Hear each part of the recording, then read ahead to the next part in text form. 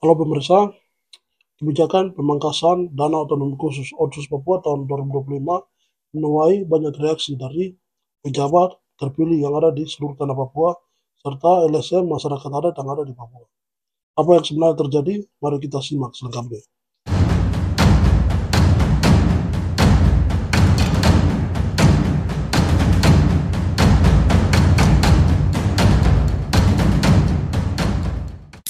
Pemerintah pusat mengeluarkan Instruksi Presiden nomor 1 tahun 2025 dan Keputusan Menteri Keuangan nomor 29 tahun 2025. Akibatnya, dana otonomi khusus yang diberikan kepada Papua mengalami pemangkasan besar.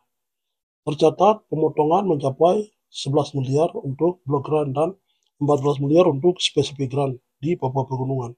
Dan kemungkinan beberapa daerah provinsi Papua lainnya juga mengalami pemotongan hal yang sama. Sementara itu, yang perlu kita ketahui di seluruh Papua, dana otsus turun dari 71 miliar menjadi 52 miliar. Jadi kita sebelum bahas lebih jauh, di Papua itu ada yang terima dana otsus, ada pula yang tolak otsus karena otsus dinilai gagal dalam implementasinya. Dan pemangkasan ini berdampak besar terhadap beberapa sektor seperti sektor infrastruktur, pendidikan, dan kesehatan.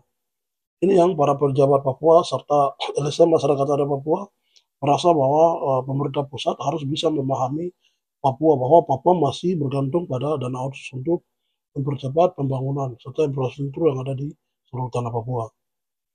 Gubernur terpilih Papua Tengah, Meiki Naipa, turut menyampaikan kekecewaan dalam rapat kerja Komisi 2 DPR RI. Naipa mengatakan bahwa pemotongan ini mencederai kekhususan Papua.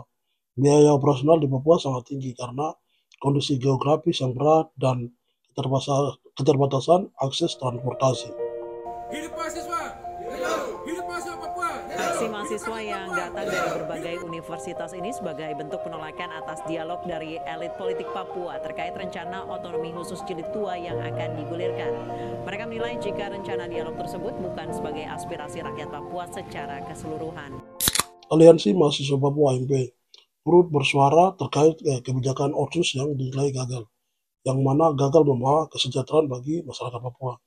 Dalam pernyataan sikap mereka menegaskan bahwa sejak diberlakukannya otsus pada tahun 2021, otsus semakin memperdalam ketimpangan ekonomi dan sosial di tanah Papua, yang mana kebijakan ini lebih menguntungkan para elit politik daripada masyarakat asli Papua. AMP menyoroti bahwa dana otsus seringkali tidak tepat sasaran dan minim sekali dalam hal transparansi. Selain itu, bukan hanya aliansi mahasiswa saja menolak pemekaran Provinsi Papua, di mana seluruh masyarakat adat hingga pelajar mahasiswa Papua yang ada di sejauh Bali menolak hal ini.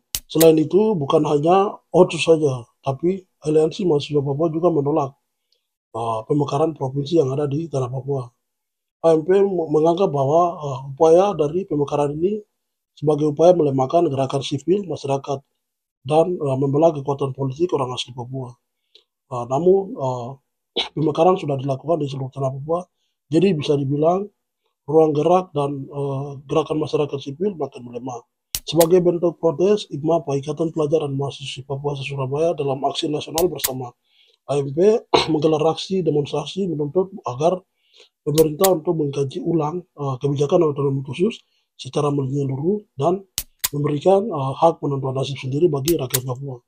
Aksi ini juga bukan hanya di satu kota studi, tapi seluruh kota studi yang ada di Indonesia melakukan aksi yang sama, yaitu penolakan otsus atau mengkaji ulang otonomi khusus yang dinilai gagal di tanah Papua, seperti itu. Jadi, kalau mau dibilang soal aksi dari mahasiswa maupun dari petisi rakyat Papua atau masyarakat sipil yang ada di Papua itu agak sedikit berseberangan karena begini, sebagian masyarakat Papua menolak otonomi khusus dan mau minta pemisahan diri dari Indonesia.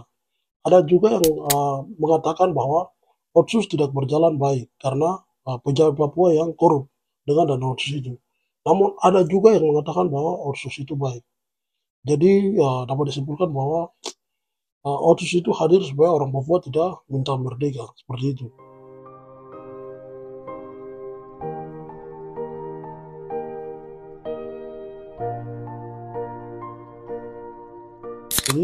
Sebagai informasi, dana otsus pertama kali diberikan melalui Undang-Undang Nomor 21 Tahun 2021 dan diperbarui dalam Undang-Undang Nomor 2 Tahun 2021, yang mana tujuannya adalah untuk mempercepat pembangunan di Papua.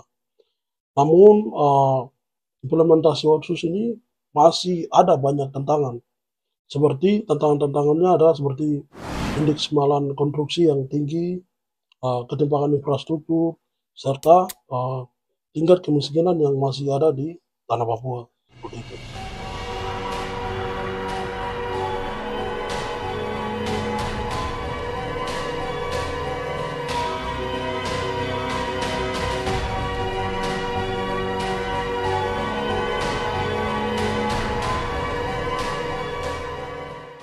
Meskipun pemangkasan dana ini sudah diputuskan, masyarakat dan pemerintah daerah tetap berharap agar kebijakan ini bisa ditinjau kembali.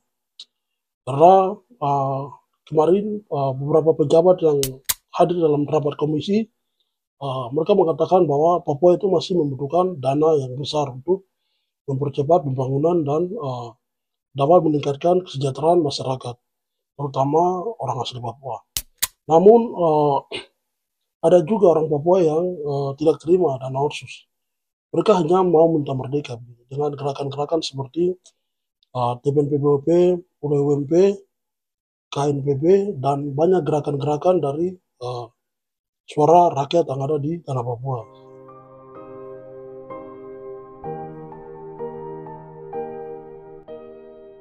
Nah, pemirsa, bagaimana pendapat Anda tentang kebijakan pemangkasan dana otsus ini? Apakah kamu setuju dengan langkah pemerintah atau justru melihat ini sebagai hambatan bagi tanah Papua? Tulis komentar Anda di bawah ini. Terima kasih.